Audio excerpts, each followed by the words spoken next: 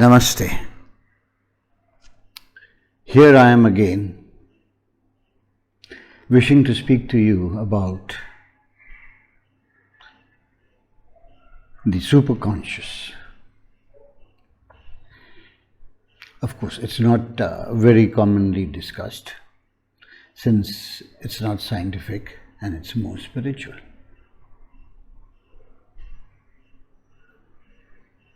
We all have heard about the conscious and the subconscious. So, let's start with the conscious principle. The conscious principle is what makes the mind conscious of what it perceives. You see, your eyes may perceive, but your mind, in order to conceive, it has to become aware of what it sees. So whatever your eye sees, unless you are aware, you cannot conceive that perception. So it is this aware, conscious energy which unfolds the universe. Everything exists because of this conscious principle. If the conscious principle was not there, nothing would exist in our mind. So, this conscious principle is divided into three sections: the conscious, subconscious, and the superconscious. The subconscious is what science is very fond of. According to neuroscientists, 95% of the mind works on auto mode from its subconscious level. It does not require the consciousness. Yes, science is right. Because the mind is ignorant and it is under illusions because of its subconscious operations. It works mechanically, recklessly, randomly. That's what the thoughts do, randomly, recklessly, multitasking here and there into this and that. Not being conscious. It works subconsciously in an unconscious manner. So, the power of the subconscious, as per many intellectuals, is the ultimate. Sorry.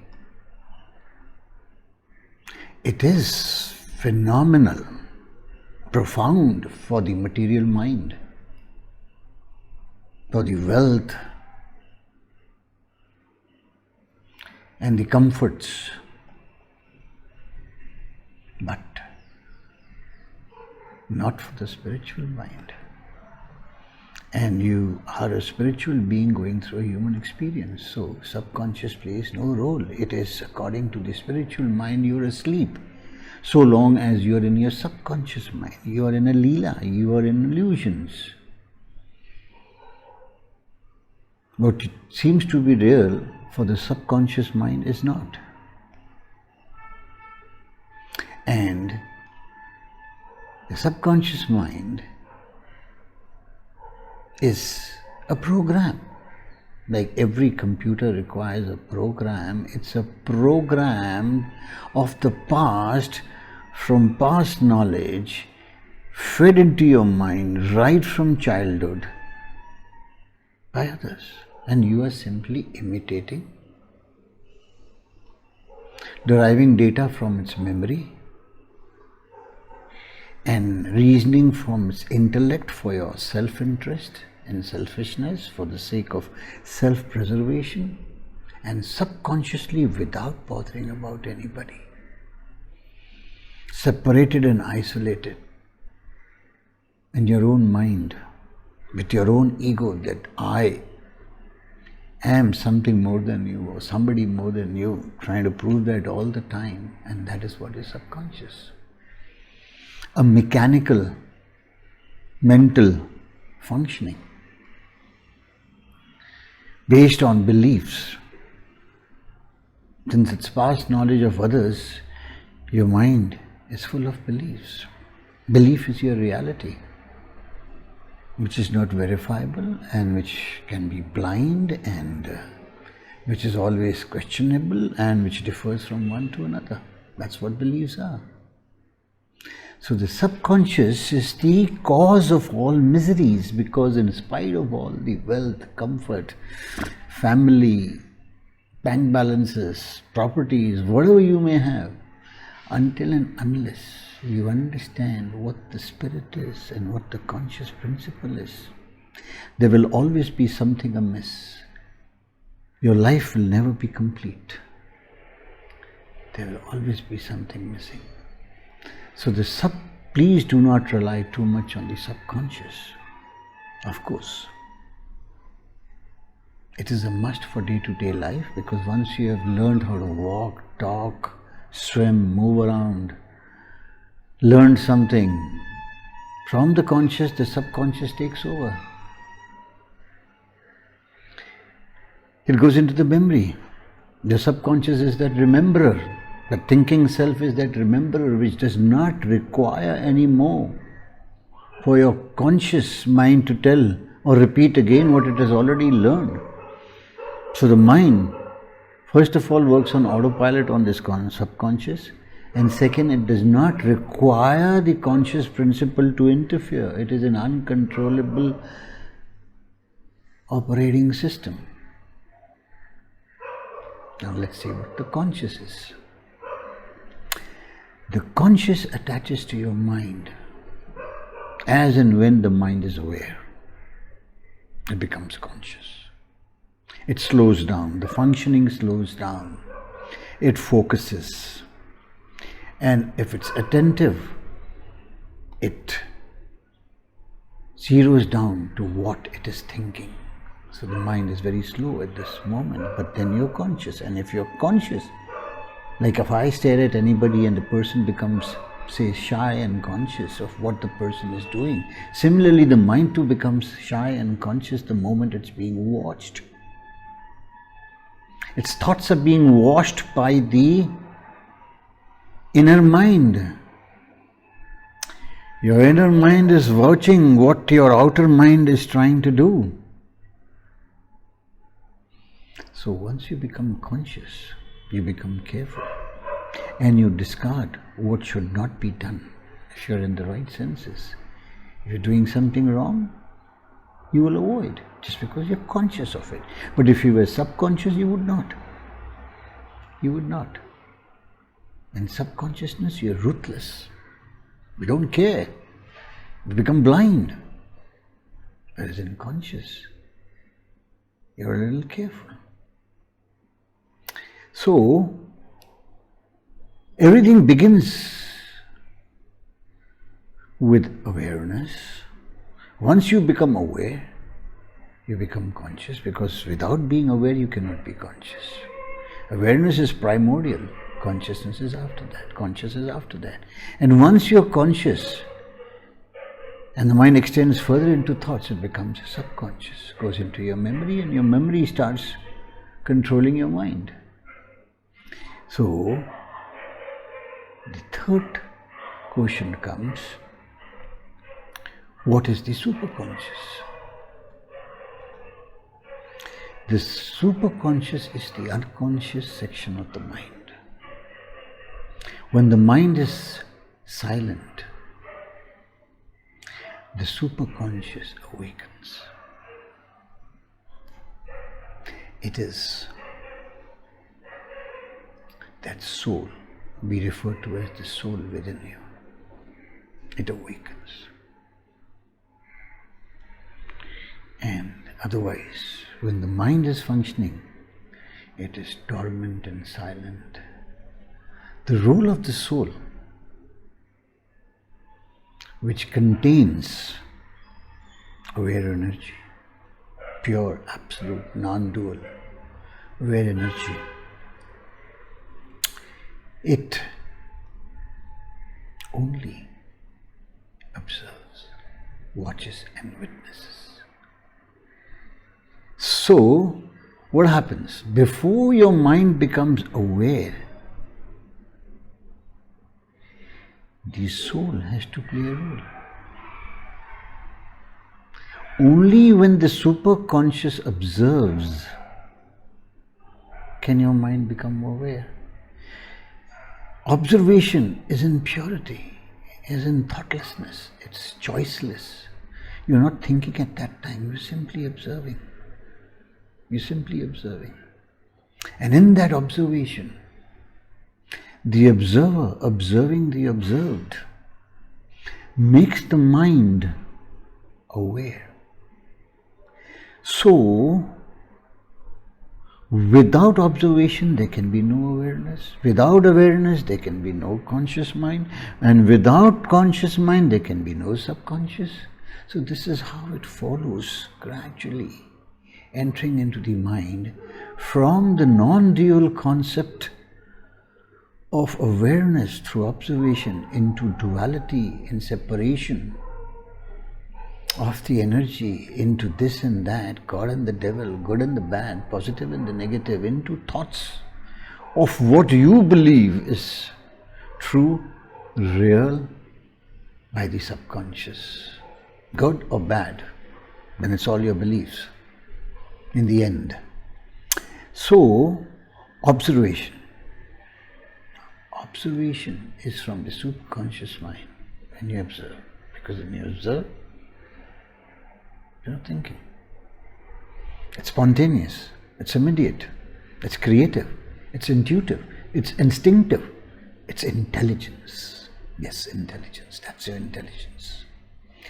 A class, say a class of 20 students. A teacher is teaching a subject. And in that chapter, 20 students are listening intently. But the understanding is different. Every student will understand in a different way, in a different manner. Some will understand a lot, some may not, and some in the middle. So understanding is far more important, which gives you the clarity of the subject that you are about to be conscious. So the instinct, intuition and intelligence are very creative. It is that you. It is that uniqueness. It forms your individuality. The intellect is pure past knowledge. Reasoning and discriminating. Choosing between this and that. For purely your selfishness. That's intellect. Supported by the memory. But your intelligence is yours. It's you. It's your creativity. A scientist may be working on a formula for goddamn how many years. But until and unless his intelligence comes in, he cannot break that formula, something new, something creative. And that's where eureka happens and you say, bingo, I've got it. I've got it. All of a sudden, you say, I've got it. So that's creativity, innovativeness, discovery. You've got something new, not from your thinking mind. Your thinking mind is too analytic. It's analytical. It only knows how to differentiate between this and that, here and there, playing in duality. But your intelligence is that guiding factor from the superconscious mind. It is spontaneous, it is immediate, it is pure, it is absolute, it is non-dual, and then when it extends into thoughts and the past awareness enters into memory, it becomes exhausted knowledge, exhausted awareness. It's not that fresh and pristine awareness of the superconsciousness. So, it is that third eye. If you if you Google the observer effect, scientists like Niels Bohr and the Weizmann Institute of Sciences, etc., have made many experiments where they have pronounced that observation influences your reality. A phenomena under influence changes and influences that phenomenon.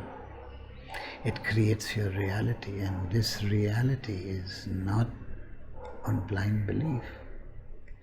It's not made up from your thoughts. It's what you have seen, observed, and become aware.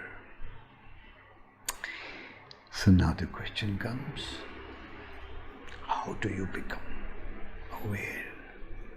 Through observation? Okay, then how do you observe? Mark my words. Kindly observe all highly successful people. You will find one thing common in them. They are all, not a few, but all. This attribute will be common to all, that they'll be very alert. So when the mind is alert, it becomes observant. If the mind is lazy, you miss out on so many things happening around. So in order to be observant, you need to be alert.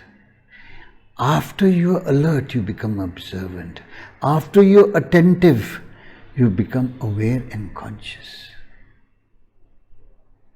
So it's all step by step. Alertness leads to observance. Observance leads to awareness. And if the mind is attentive, it becomes conscious. And if it is conscious, it is awakened. It is awakened. It's activated. It thinks before it does anything. It does not do it blindly. So please remember, be alert, attentive and aware, to be conscious, to utilize your superconscious mind, to become more instinctive, intuitive and intelligent. And you will find a marked difference in your lifestyle. Thank you.